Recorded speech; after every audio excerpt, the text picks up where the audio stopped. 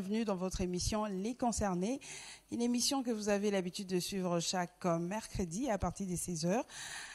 Merci de nous suivre et ce matin, nous parlons de ce métier qu'on appelle écrivain. Qui est un écrivain? Eh bien, je suis avec un écrivain sur ce plateau. Il s'agit de Monsieur Adrien Pani Matungulu. Bonjour, Monsieur l'écrivain. Bonjour, Madame Clarisse. Et bienvenue chez nous. Merci. Alors, Monsieur Adrien, qui êtes-vous pour nos téléspectateurs? Bon, pour ceux qui veulent me connaître, mes parents m'ont prénommé Adrien Pani Matungulu.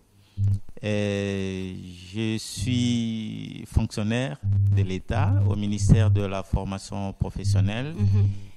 Et puis, bon, à mes heures libres, j'écris. J'écris et j'ai quelques ouvrages à mon actif. Alors, vous avez déjà écrit combien de livres?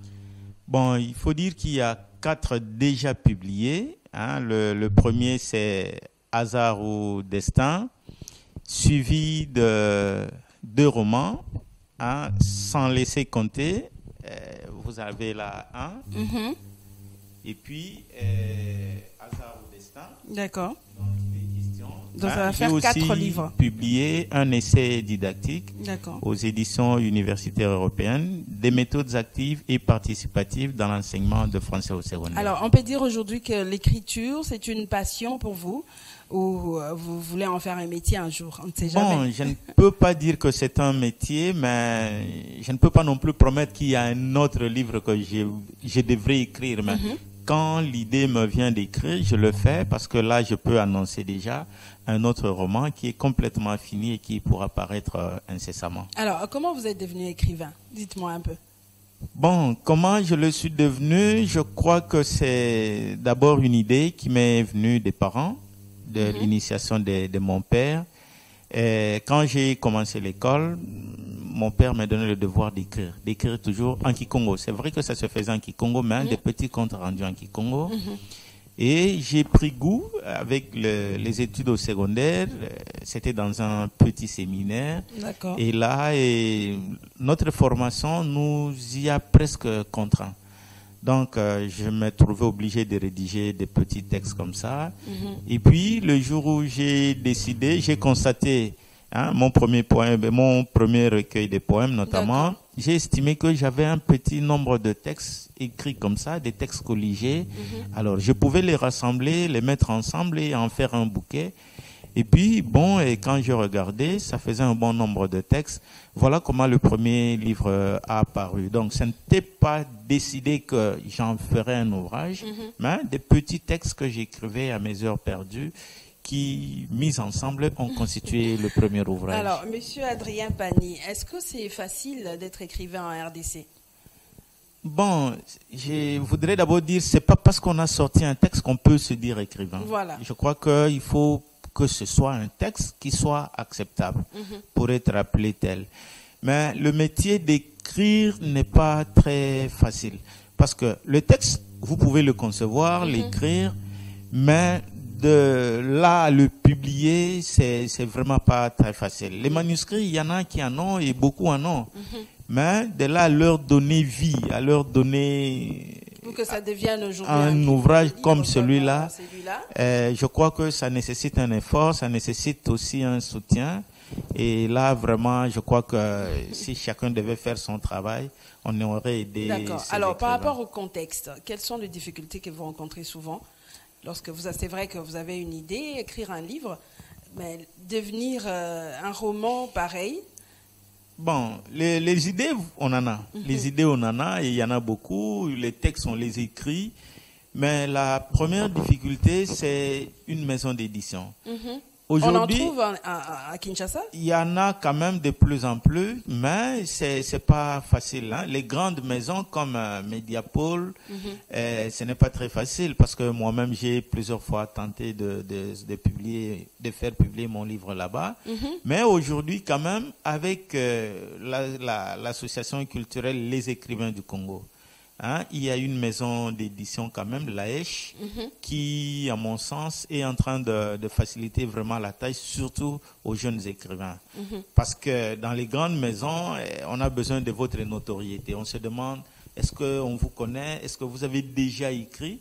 Et pourtant, avant d'en arriver là, il faut quand même qu'un premier texte paraisse. Ok. Un deuxième, puis on peut dire de vous que vous êtes écrivain. Mais de là, imaginez, vous arrivez pour la première fois et on vous demande est-ce qu'on vous connaît? Est-ce qu'il y a des critères pour avoir un roman pareil? Bon, Lorsque vous envoyez vos manuscrits, par exemple, chez les éditeurs, tout ça. Chaque maison d'édition a ses critères. Hein, on n'accepte pas n'importe quel document. Chaque maison a ses critères. Et il y a aussi des genres il y a des maisons qui sont assez spécialisées pour certains genres. Il y en a qui, pour le théâtre, ils acceptent assez vite. D'autres, Mediasport, par exemple. C'est vrai qu'il y a aussi des romans, mais ils sont plus dans l'éducation, c'est-à-dire tout ce qui est ouvrage didactique. À mon sens, ce n'est qu'un constat, je ne connais pas leur ligne éditoriale, mais le constat, c'est que tous les textes à tendance didactique ont plus des faveurs que les autres. Bon, il y a aussi des romans, mais je n'ai pas, à ma connaissance, vu un recueil de poèmes publié par Mediasport. Il est possible que ça soit vrai, mais je n'en connais pas. Alors, lorsque les idées viennent comme ça pour écrire un livre, vous commencez par quoi? L'introduction, les développements ou la conclusion? Bon, c'est difficile de dire introduction, développement, conclusion. Moi, par exemple, quand une idée vient ou qu'elle m'attrape, je me mets à écrire. C'est comme ça que j'ai l'habitude de me promener avec des petits papiers dans les poches, un stylo toujours. Vous écrivez à quel moment? La nuit, la journée? Ça dépend. Le plus souvent, la journée, je fais des grandes lignes et tard la nuit, je me mets à écrire parce que d'abord, il faut dire que je suis dans un quartier très bruiteur. Je suis à Yolo, donc Capella, c'est vraiment dans les bruits. Et j'ai l'habitude de dormir tôt. Parfois, on me dit, mais vous êtes une poule. Hein?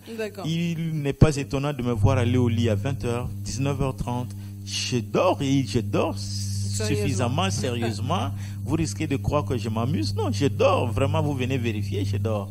Et après 23h, 0h, quand je n'ai plus sommeil, je me demande qu'est-ce que je fais. Parce que le lit ne vous supporte plus et c'est un moment très calme. Je quitte le lit et puis je me mets à griffonner de petites choses. Mais avec le temps, j'essaye de le relire, essayer de faire une jonction de X partie à Y. Puis de là, à lui donner format et à faire une intrigue. Et puis c'est comme ça. Alors, les titres, vous le mettez à quel moment? Vous décidez que non, je donne à ce roman le titre de... Je ne sais pas. Je n'ai pas encore commencé une œuvre par un titre. Le plus souvent, c'est vraiment le dernier élément de mon texte. J'ai complètement fini le texte. Et puis, bon, au vu du contenu, je me dis, bon, je lui donne tel titre. Donc, je ne peux pas dire que... Mais il m'arrive de faire un petit plan, notamment pour les romans. Je fais un petit plan, je fais commencer comme ça, et puis. Mais de là à dire que c'est une introduction ou un développement, non. Parfois, il m'arrive d'écrire, par exemple, Hasard au destin. J'ai écrit, et puis je me suis dit, bon... l'entrée ne me paraît pas attrayant, et puis j'ai changé. Donc, ce qui est un début aujourd'hui, dans la conception de départ, n'était pas le début. Ça venait vraiment plus loin. Monsieur Adrien, est-ce que le livre, on l'écrit toujours en français? Non. Ça vous arrive, petit peuple. Oui, c'est-à-dire que... Oui. C'est difficile. Ceux qui sont chez Laèche, ils connaissent Edmond. Edmond, c'est vraiment Edmond. Il écrit vraiment en lingala et vraiment, je lui jette suffisamment de fleurs. Chaque jour, pratiquement, dans le groupe, vous voyez publier des textes et il est en train de s'occuper pratiquement des enfants de Kingasani. C'est-à-dire, il ne faut pas que l'on estime que les idées ont pour moule le français. Hein, je crois que si on peut écrire en Kikongo, en lingala, en swahili, on aidera mieux le petit peuple. Hein. Hier, pour votre illustration, hier, je suis passé voir un ami prêtre, SVD, j'arrive chez lui, il me dit, mais écoute, il y a des textes là, est-ce que ça t'intéresse? Je vais voir, et c'est en Kikongo. D'accord. Et je vous dis, je n'ai pas hésité, j'en ai pris 2 et je lui ai promis, je voudrais pas réitérer ma promesse, mais j'ai promis sincèrement, je vais acheter une bonne quantité que je vais envoyer au mien parce que c'est quand même l'élément de base. Ça vous prend à peu près combien de temps pour en finir avec un livre? Bon, ça dépend, hein, ça dépend. Hasard ou destin, je crois, c'était maximum un mois. Un mois seulement. Ça dépend du volume ou comment? Ouais, bon, des idées. Dès que j'estime que bon, je m'arrête là, je m'arrête. Parce que personnellement, je ne voudrais pas dire, comme tout le monde, que les Congolais ne lisent pas, mais j'évite de produire des grands volumes. Hein, je préfère des petits textes qui peuvent ne pas effrayer les gens et puis à les lire, quelqu'un peut les trouver intéressants et d'intrigues très courtes. Les actions aussi sont très courtes, mais quand même attirantes, saisissantes. Et je fais participer mes lecteurs. C'est comme ça que j'écris à la première personne. D'accord. Alors aujourd'hui, par exemple, il y a des jeunes écrivains qui nous suivent de partout. Alors, qui s'est dit, je vais finaliser mon roman ou par exemple mon livre. Alors, comment vous faites la lecture? Vous le passez par combien de personnes? Bon, le conseil que je prodigue aux autres et à moi-même, c'est d'abord être sûr que j'ai obtenu le produit que je voulais. De moi-même d'abord. C'est pas une auto-satisfaction, mais quand même une auto-appréciation. Après, j'essaye. Dès que j'estime que je suis satisfait, alors j'ai plusieurs lecteurs. Hein. Okay. Il y a des lecteurs, je crois qu'il faut les sélectionner par rapport à des objectifs. Le premier objectif que je me fixe, c'est un texte bien écrit, c'est-à-dire en bon français. Et là, je le donne à quelqu'un pour apprécier la langue. Hein? Donc, il apprécie la langue du texte, il a des observations à faire, il y a peut-être des coquilles ou l'enchaînement des idées. Il me fait toutes ces observations. Mais après, je trouve quand même un spécialiste du genre. Parce que celui qui écrit le roman n'écrira pas comme qui écrit le théâtre ou encore la poésie. Alors, j'estime que, bon, c'est une nouvelle, c'est un roman. Je donne à quelqu'un pour apprécier si le texte que j'ai produit se conforme au genre que je lui destine. Alors, généralement, les observations vous viennent et il faut en tenir compte. Surtout, il faut être flexible. Je ne dirais pas naïf, hein. Il faut être flexible aux observations que l'on vous fait et se dire, bon, j'estime que ça va, mais toutes les observations ne sont pas à prendre en considération par rapport aux objectifs que l'on se fixe. En fait, je me rappelle, lorsque vous êtes en train de faire votre travail de fin de cycle, vous donnez à quelqu'un, à un lecteur, et puis voilà, surtout les co-directeurs, il vous dit, bon, il faudrait recommencer.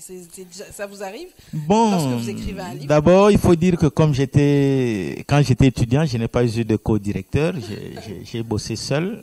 Et puis, quant au travail, bon, ce que vous me dites là, je l'ai connu avec l'essai didactique. Est-ce que écrire un livre, c'est comme ça que je voulais dire. Les trois autres livres, je n'ai pas connu. Le recueil des poèmes et les 2 romans, je n'ai pas connu une objection comme ça. Mais quand j'ai écrit l'essai didactique dont je parlais tout à l'heure, et j'ai soumis à plusieurs personnes, mais plus à un par rapport au contenu. Hein, il y a un de mes profs et un aîné avec qui on a travaillé. Bon, et j'attendais qu'il réagisse, mais je ne pouvais pas faire pression. J'ai attendu presque 1 mois. Et puis, le premier m'a appelé, un aîné, il me dit, bon, ton texte ne me donne pas satisfaction. Je te prie de le refaire, ne sois pas pressé, relis, revois. Et qu'est-ce que vous avez fait? J'attendais encore. Je me suis dit, il y a une autre personne qui pourra me donner des observations. Et le deuxième qui m'a appelé me dit, mais écoute, tu m'as agréablement surpris. Ton texte est vraiment beau.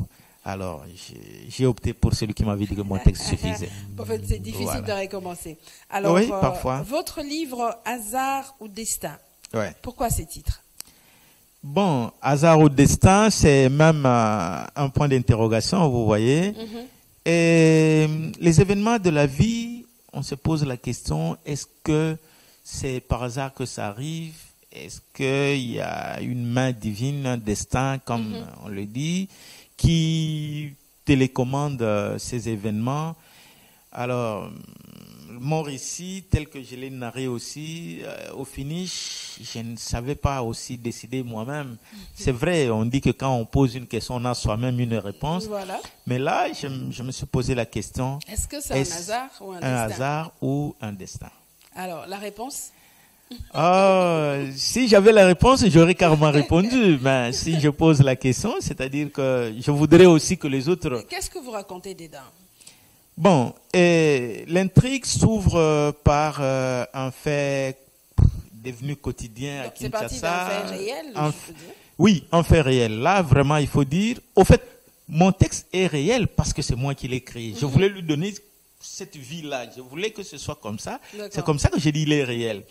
Mais c'est de la pure fiction, de la pure fiction.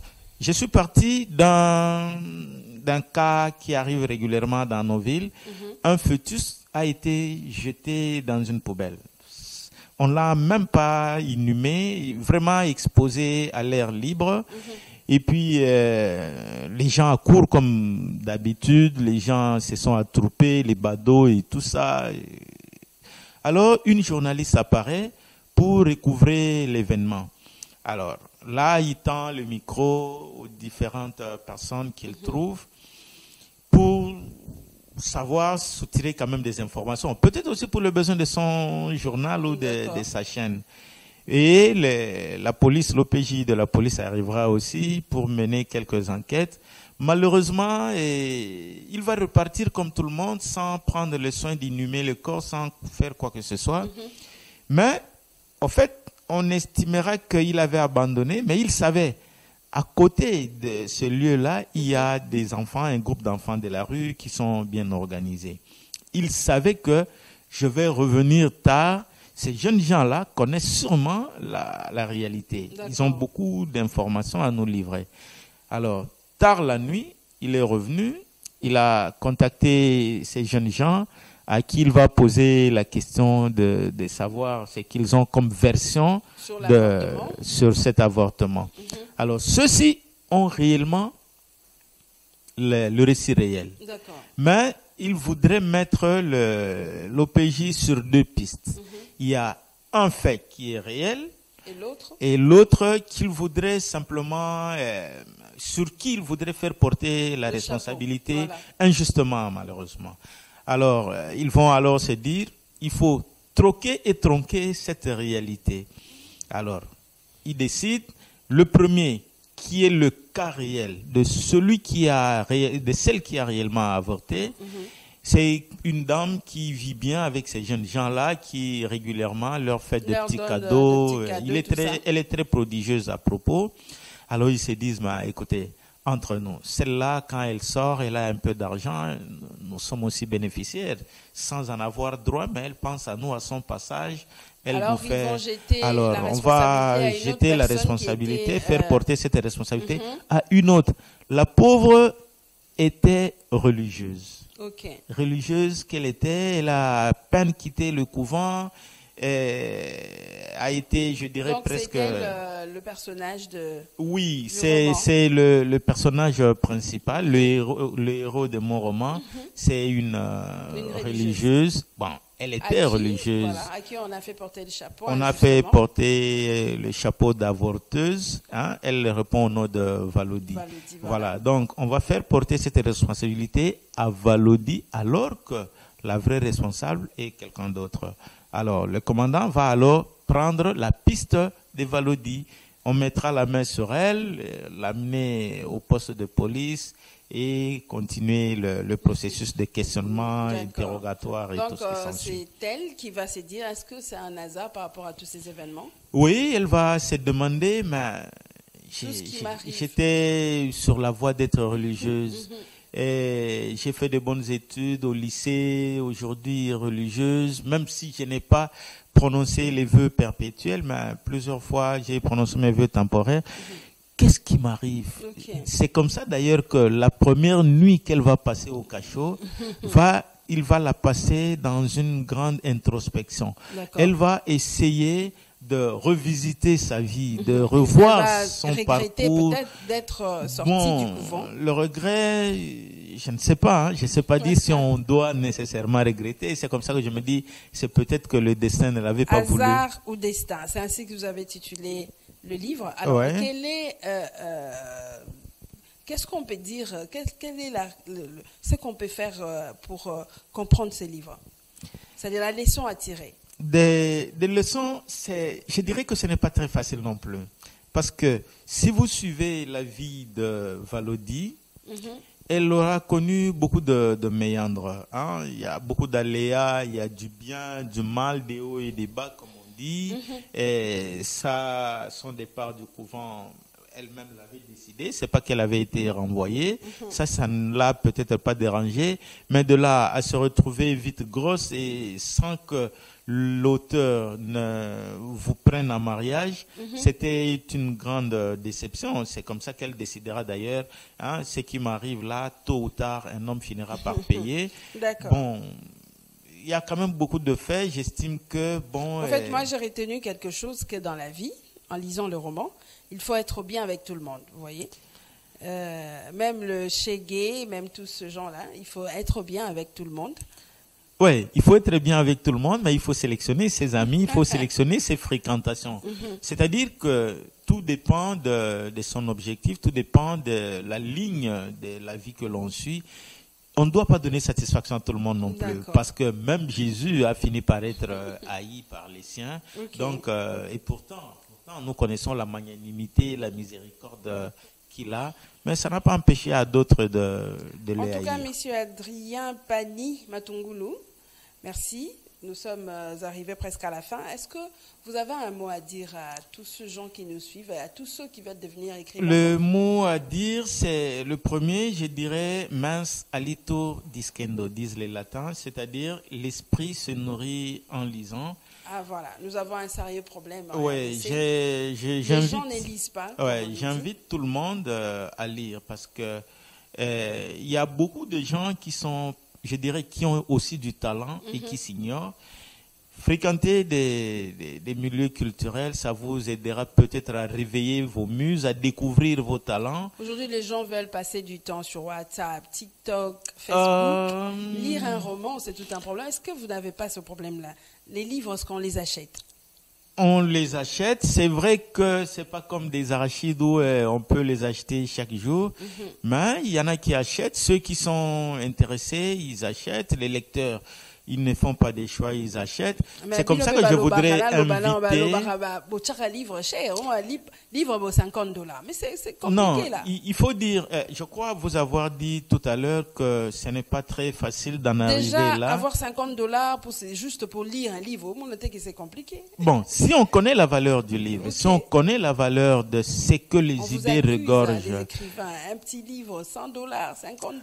Bon, malheureusement, les miennes n'avoisinent pas ce prix-là. C'est juste un exemple que je ouais, celui-là, Hasard ou Destin. En fait, il a été publié récemment. Hein, c'est au mois de mai qu'il a été publié par Harmattan. Et il coûte $12 aujourd'hui. Et le premier qu'il avait précédé au mois de mars, hein, sans laisser compter, toujours chez l'Harmattan, c'est à $15. Donc, je crois que... Vous avez des lecteurs qui vous... Oui, il y a des lecteurs, il y en a qui m'écrivent, il y en a qui le réclament. Alors, ils ne sont pas déçus. Si des gens le réclament, c'est qu'ils ne sont pas déçus. Alors, je ne vois pas pourquoi ceux qui voudront lire ou voudront le demander ne seront-ils pas déçus. Alors, donc, je les invite à lire. Pour, les étudiants... Et il faut vraiment pas... Avoir un roman peut-être. Je voudrais dire qu'il ne faut pas se lasser de lire. Pas nécessairement les romans, pas nécessairement les notes de cours, parce que pour les étudiants, il n'y a pas un prof qui vous donnera toute la matière liée à votre domaine. Quand bien même on peut dire qu'il est spécialiste de tel domaine, il ne vous donnera qu'une bribe partie de vos connaissances. Et les ouvrages vous aideront à compléter votre connaissance. Et surtout, une lecture chaque jour vous aide à garder votre esprit en éveil. Sinon, bon, il sombre et puis... Merci beaucoup, monsieur Adrien. Merci Madame Clarisse. De répondre à notre invitation. Merci pour votre Hasard hospitalité. ou destin, c'est un livre que je demande à tout le monde d'acheter et de lire, car c'est un roman.